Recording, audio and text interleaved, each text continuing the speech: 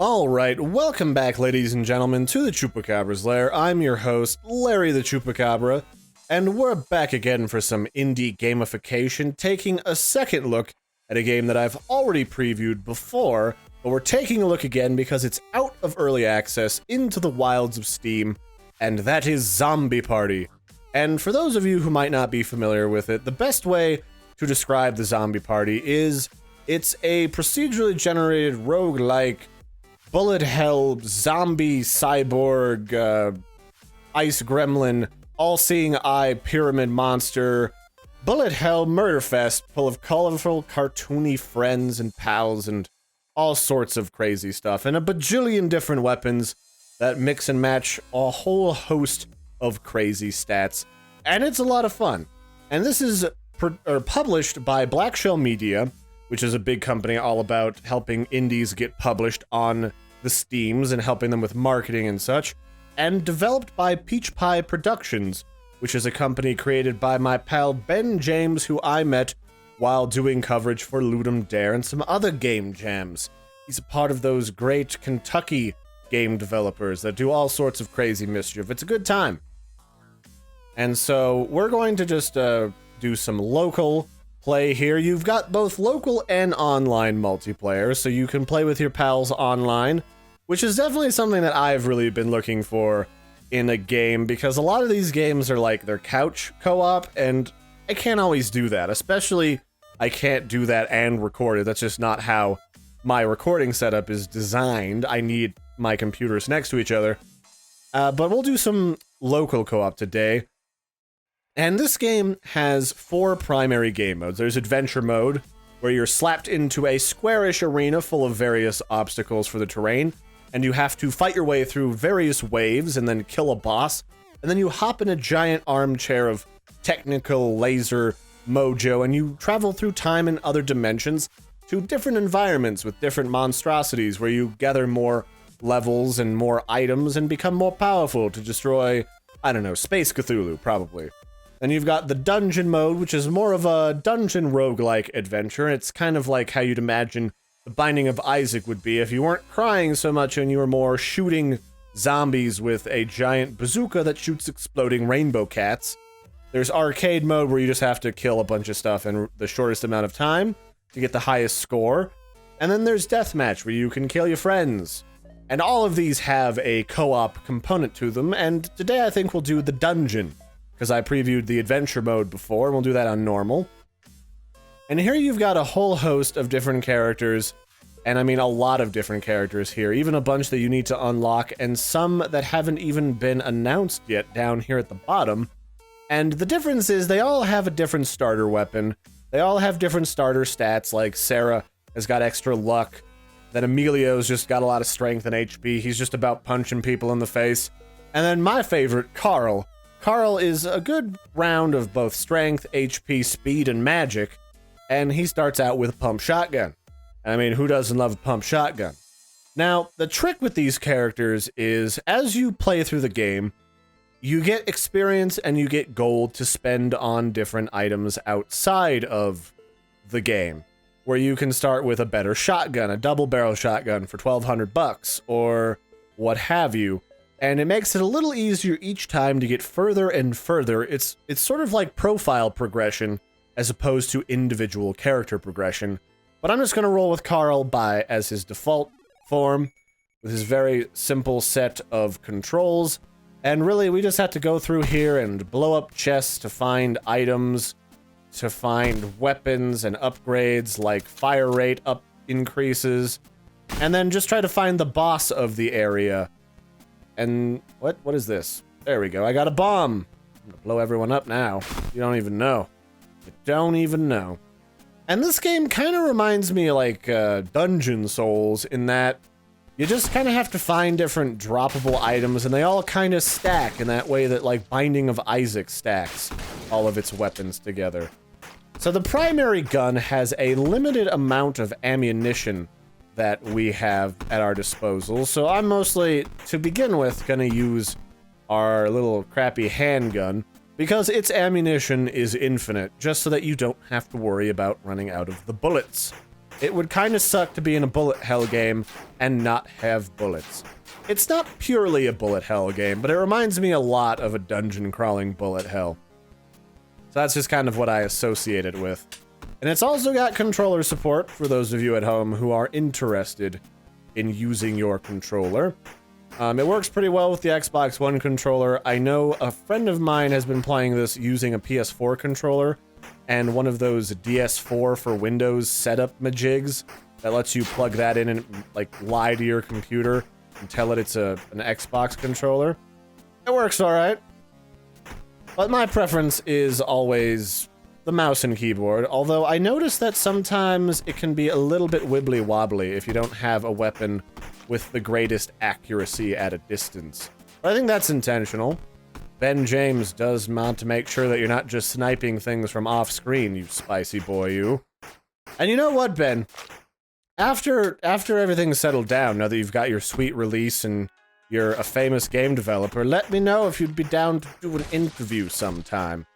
Because I'd be interested to see what your process and your journey has been like, from creating a basic game, getting it into early access, and finally getting that sucker released. Oh hey, I got an AK now. I can start shooting these fancier monsters, like Santa Claus the Blob. But he doesn't really bring presents. You'd think he would, but not so much.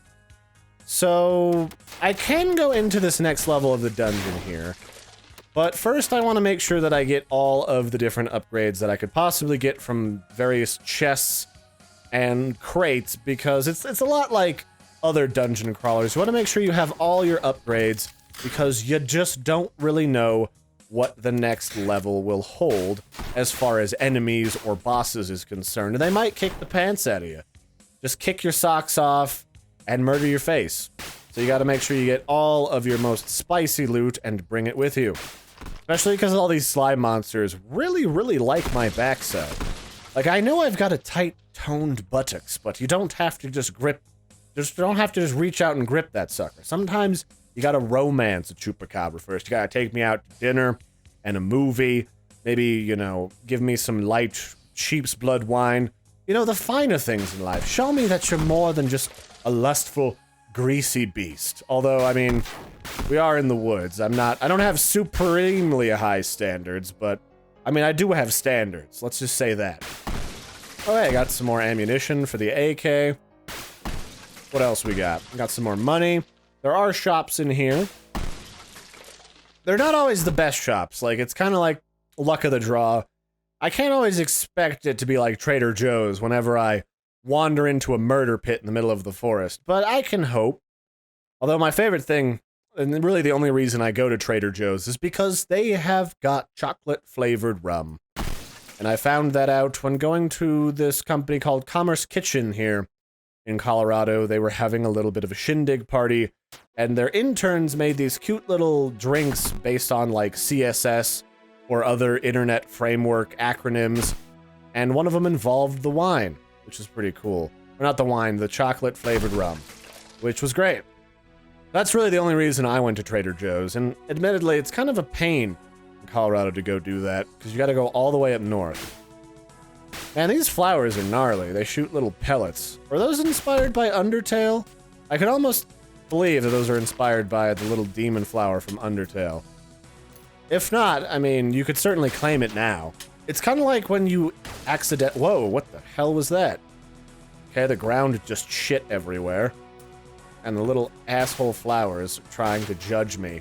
Oh wait, is that because I have Ricochet on? It might be because I have crazy Ricochet. I'll have to figure that out at another point in time. Not everything in this game you will figure out immediately. There are some shenanigans that will happen to you. It's a roguelike adventure, basically. I mean, that's part of the fun. You don't necessarily win, you just do a little bit better each time. Otherwise, that crazy guy on YouTube, Northern Lion, wouldn't be able to make literally thousands of these videos. Like, I seriously don't even know how that crazy guy does it. I should also mention that you might notice here that there are a lot of bits of destructible terrain everywhere.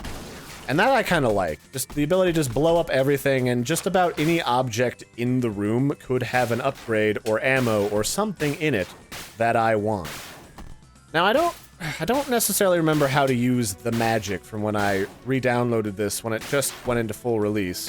But you can get magic in this game that's all crazy and wizardy, which is why some of these characters have a mag stat, which isn't like a magazine size, it's actual magic, because we're wizards here in the future, Harry. Harry, you're a black wizard today. Your name's Carl. You're gonna touch all of the murdery butts. Here's the way into the next level. What else have we got? Give me your bacon. I need all of it. I also need health, so, oh, here's the shop. Let's see what Trader Joe's has on store for us. Probably not a lot of crazy stuff. Looks like he's got a potion, and he's probably got some of that cheesecake that I like. All right, I need to get a different weapon. The grenade launchers are nice, but they also can murder you, and I'm not the biggest fan of the murdering of myself. I bet you wouldn't even have guessed that Larry likes it when his organs stay on the inside of his body. Yeah, these grenades are not going, like, but 2 inches in front of me. Jeez. Alright, well, I'm gonna need to get some ammo, PDQ. Like this right here. Alright. I'd also leveled up a bit, so I can also get some levels in here. Let's hit Y. So we've got 54 gold, and this guy's got a little bit better handgun. Let's get a better handgun. I can also get a revolver or a bow. What was my favorite in here? I really like this thing, the dub burst. And there's like a this is basically like a dubstep gun. And then you've got like a hamburger. Just a murder burger. It's an item you can get. You can also get some ammo for your different weapons. This is all really expensive ammo. You can't... Ben, you're so stingy with Larry. I just want to murder all the people, but you're like, no, Larry, you don't have enough dollars. Who does that? There we go. The Hellfire's a little better for damage. And it also doesn't run out of ammo. So that's the whole reason why I wanted it. So right into the next area, we've got some boom barrels up here. What was it that I stepped on earlier that exploded everywhere? I don't even know. Well, no matter. We've got some pissed off mushroom trees who got fired from Minecraft after Microsoft bought it from Mojang, or bought Mojang. And they're really pissed off, and as far as they're concerned, everyone who's people could be Notch, and they've got a bone to pick with me. I think the goal with this episode here, when we're checking out this game in its full release state, is we're gonna find ourselves a boss, and we're probably gonna hopefully kill it. I don't promise anything, because these games, I always get murdered by something silly in these games, which is why I don't play a lot of Binding of Isaac on the channel, nor have I gotten particularly far into the game. It's always something like those crazy wall crawlers that, like, are just in such an annoying configuration, they just spit up all over me. And that's usually what gets me. And inside the forest, it might be a zombie. I'm not 100% sure. It could also be one of these big, fancy, jolly slime beasts. They all seem to be really into fashion, so that it's like a fashionista slime beast. And if they don't have a name, might I suggest fashionista slime beast? Oh, here we go. Here's a crazy gun. This is like a needle gun. Alright, that's pretty cool. Where's that stupid flower? I just saw him shoot stuff. Fucking butthole. This is a cool gun. I've not gotten one of these before. I like where that's going. Here, mushroom friends. Have an oh, they flop up into the front of the screen. Neat. I'll take that. Yeah. Don't mind if I do. Unfortunately, the upgrades you tend to get for your guns, for those droppable upgrades, those little power-ups, those tend to affect just the gun that you have selected already. Like the one that you have out and you're currently shooting the pants off of everybody with. Which is fine. I mean, clearly the gun that you want powered up is your favorite, which will be the one you use the most.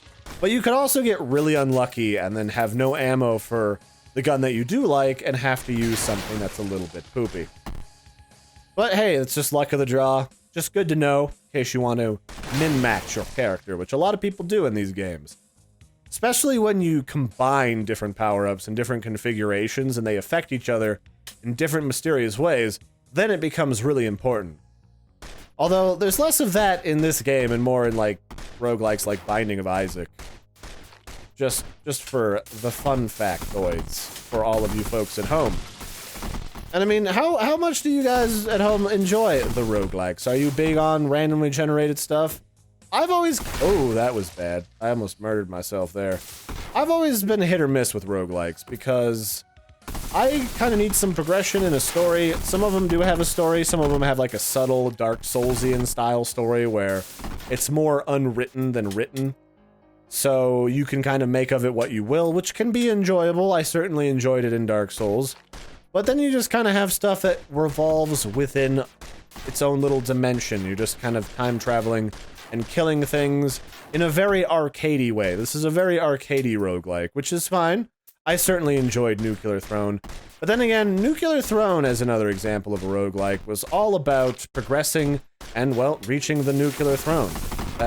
It's literally in the name. Alright, there's two of these frickin' annoying plants over here trying to judge me. Get out of here, Rosebud. Alright, come here, you. Frickin' daisies always judging me. Look, I'm sorry I don't have the food coloring to make you fun colors, alright? That kills the daisies that you have at your house anyway. I don't even know why you'd be mad about that. As far as you're concerned, I'm practically your savior. Come on now. Don't be like that.